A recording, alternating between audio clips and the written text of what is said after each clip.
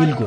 waxay ahayd kashaanti asaageed ka murbaxday oo qurux iyo dhaban sheegatay quruxda waa ay la kortay hidaysatay oo tobanayay ayay dhaxashay muuqeeda waxaa la moodi jiray inay malaa'igi ku farayaraysatay oo ay 10 diraacood qorqorayeen waxaa loo abuuray hanaan la yaab iyo habsami leh oo si tab iyo farshaxan leh baa loo aslay tibiheeda labada garab ka soo degay ee dhabarkeeda laydhu hadba dhan u salaaxdo ay ciyaarsiiso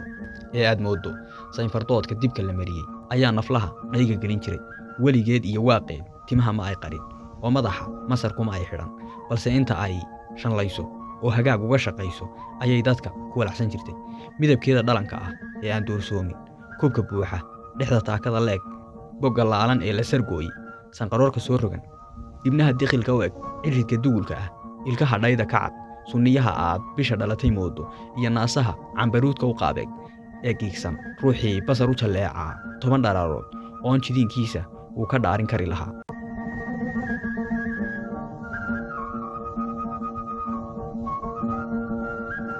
milgo waxay ahayd qof sida korkeedu qurux badan yahay shakhsiyadeeduna u qurux badan tahay oo laabta ka xarroota qof sida ay hidaha iyo ahaanshiyaha u huwato gobonimo u hagoogan qof nafteeda ku kalsoon oo geesinimo iyo ku dhac ku hubaysan waxay ahayd dhadig aan naagnimadeeda uqdi fi qabi balse ku faanta oo aan abidkeed madaxa hoos u dhigin sheekadeedii aan laaxin ku gali jirin ee aan laga xiisa beeri jirin iyo qosolkeedii wanaagsanaa ee la soo muhan jiray ayaanba wax loo dhigaa jirin